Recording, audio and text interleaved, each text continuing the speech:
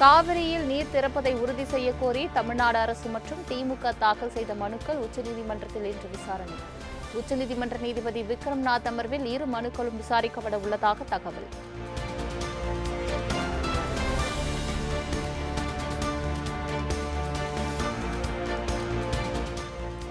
நான்கு நாட்கள் விடுமுறைக்கு பின் இன்று மீண்டும் கூடுகிறது தமிழக சட்டப்பேரவை.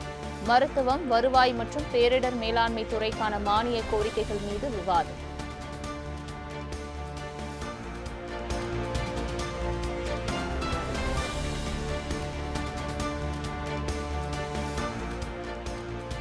தாவேக அரசு பொறுப்பேற்று 100 நாட்கள் நிறைவடையும் நிலையில் வீடியோ வெளியிட்டு முதலமைச்சர் விஜய் 100 நாள் ஆட்சி ஒரு யுகத்திற்கான மக்களின் மனசாட்சி என சாதனைகளை பட்டியலிட்டு முதலமைச்சர் விஜய் பெருமிதம். வரும் 19 மற்றும் 20ஆம் தேதிகளில் மாவட்ட ஆட்சியர்களுடன் முதலமைச்சர் ஜோசப் விஜய் முக்கிய ஆலோசனை. பல்வேறு விவகாரங்கள் குறித்து ஆலோசனை நடத்த உள்ளதாக தகவல்.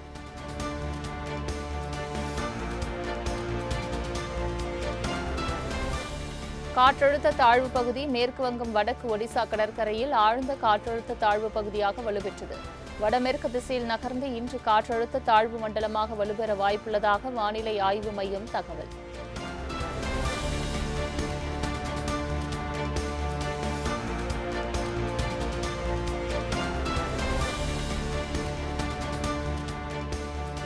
தமிழகத்தில் ஈரோடு, கரூர், மதுரை விமான நிலையம் உள்ளிட்ட 8 இடங்களில் சதம் அடித்த வெயில். அதிகபட்சமாக ஈரோட்டில் 100.4 டிகிரி ஃபாரன்ஹீட் வெப்பம் பதிவு.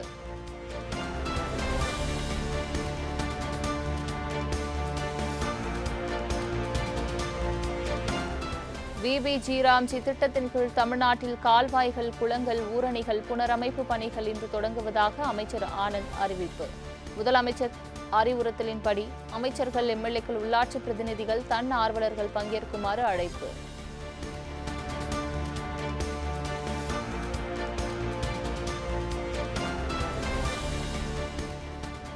தஞ்சாவூரில் நடந்த ஆர்ப்பாட்டத்தின் போது டம்மி முதல்வர், கேடுகெட்ட அரசு என்றெல்லாம் விமர்சித்தேன்.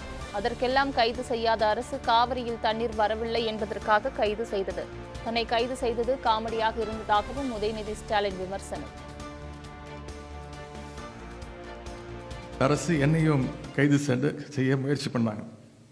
எதற்காக கைது? டம்மி முதலமைச்சர்னு சொன்னேன். அதை ஒத்துக்கிட்டாங்க.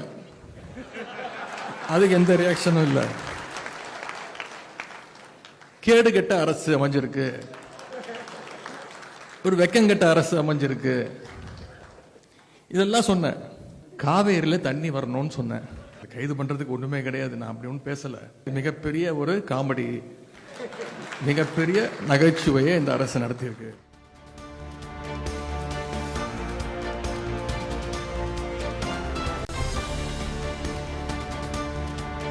வீதலீடர்ஸ் அமைப்பு சார்பில் அண்ணாமலை தலைமையில் சென்னை எழும்பூரில் சுற்றுச்சூழல் விழிப்புணர்வு பேரணி. வீதலீடர்ஸ் அமைப்பை சேர்ந்த 1000க்கும் மேற்பட்டோர் பங்கேற்பு.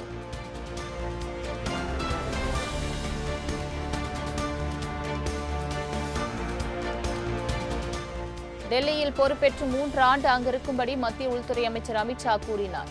தமிழ்நாட்டிலேயே மக்கள் சேவை செய்து அரசியல் செய்கிறேன் என மறுப்பு தெரிவித்துவிட்டதாக அண்ணாமலை பேச்சு. பிஜேபி பிளின்டின். ஆமா, உண்மைதான். அமித்ஷா என் காதில் ஒரு விஷயத்தை சொன்னார். இத்தனை காலமாக சொல்லல, இந்த மேடையில் சொல்றேன். அமித்ஷா அவர்கள் என்னை டெல்லிக்கு வர சொன்னார், டெல்லியில பொறுப்பெடுக்க சொன்னார். 3 ஆண்டுகளுக்கு மேல டெல்லியில் வந்து இருக்க வேண்டும் என்று சொன்ன பொழுது நமக்கு அது ஒத்து வராதுங்க ஐயா, நான் தமிழ்நாட்டில் இருந்துக்கிறேன், நமக்கு அது வேண்டாங்க ஐயா, நான் இங்கேயே சின்னமா பாவமா இங்கேயே மக்கள் சேவை பண்ணிக்கிட்டு நம்முடைய நண்பர்களோடு சகோதர சகோதரிகளோடு இங்கேயே இருந்துக்கிறேன்.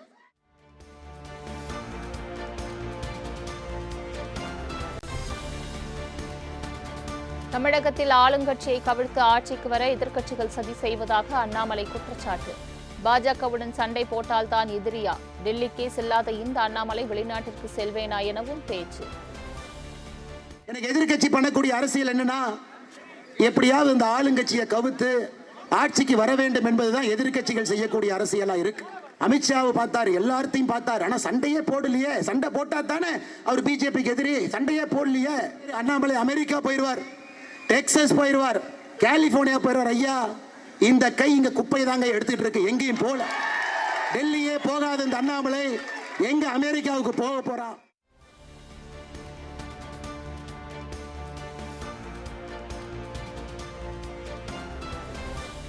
நீட் தேர்வில் தவறான கேள்விகள் கேட்கப்பட்டதன் எதிரொலியாக ஆங்கிலம், வணிகவியல், சமூகவியல் ஆகிய பாடங்களுக்கு மறுதேர்வு. செப்டம்பர் 9ஆம் தேதி ஆங்கிலம், வணிகவியல் பாடத்திற்கும் 10ஆம் தேதி சமூகவியல் பாடத்திற்கும் மறுதேர்வு நடைபெறுவதாக தேசிய தேர்வு முகமை அறிவிப்பு.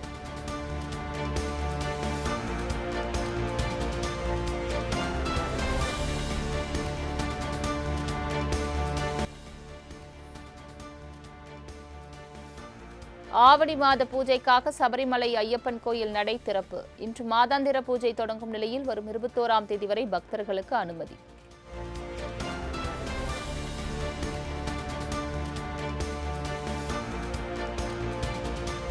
வீட்டில் தான் வளர்க்கும் மயில்களுக்கு உணவளித்த பிரதமர் மோடியின் காணொலி இணையத்தில் வைரல்.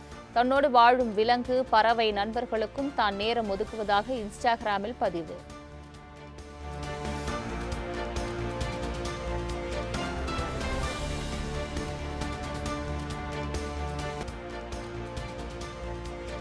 கர்நாடக மாநிலம் மங்களூருவில் KFC உணவகத்திலிருந்து ஆர்டர் செய்யப்பட்ட சிக்கனில் துர்நாற்றம் வீசியதாக எழுந்த புகார். திடீர் ஆய்வு மேற்கொண்ட உணவு பாதுகாப்புத்துறை அதிகாரிகள் உணவகத்திற்கு சீல் வைத்து நடவடிக்கை.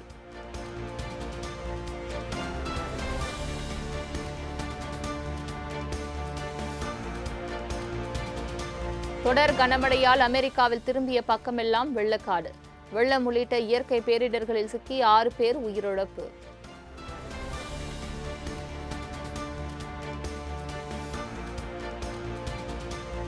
ஜிம்பாப்வே கரிபா ஏரியில் அதிக சுமை காரணமாக படகு கவிழ்ந்த விபத்தில் பலியானோர் எண்ணிக்கை 80ஆக உயர்வு.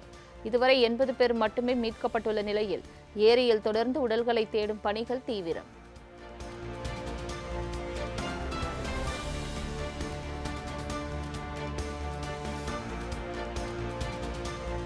லிதுவேனியா நாட்டில் கோர்கி இன நாய்களுக்காக நடைபெற்ற ஓட்டப்பந்தயம். வில்னியஸ் நகரில் நடைபெற்ற நிகழ்ச்சியில் பந்தய திடலில் கியூட்டாக பாய்ந்தோடிய நாய்கள்.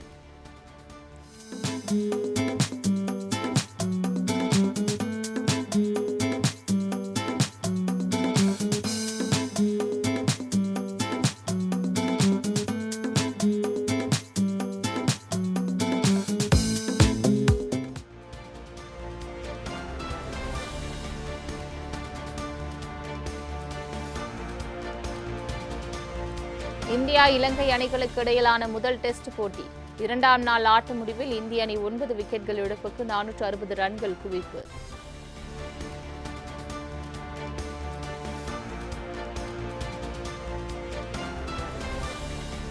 இலங்கைக்கு எதிரான முதலாவது டெஸ்ட் போட்டியில் 167 ரன்கள் குவித்தார் தேவ்தத் படிக்கல்.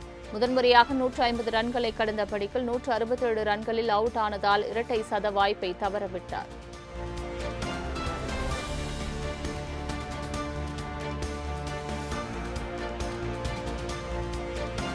தென்னாப்பிரிக்காவில் அடுத்த ஆண்டு நடைபெறும் உலகக்கோப்பை கிரிக்கெட் தொடரை காந்தி ஜெயந்தி அன்று தொடங்க ICC திட்டம். மகாத்மா காந்திக்கும் தென்னாப்பிரிக்காவுக்கும் இடையிலான உறவை கௌரவிக்கும் வகையில் நடவடிக்கை.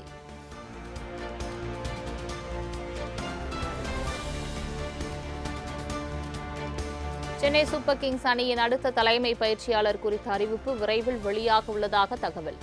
இறுதிக்கட்ட பேச்சுவார்த்தைகள் எட்டியுள்ளதாகவும் விரைவில் அணி நிர்வாகம் அறிவிக்கும் எனவும் எதிர்பார்ப்பு.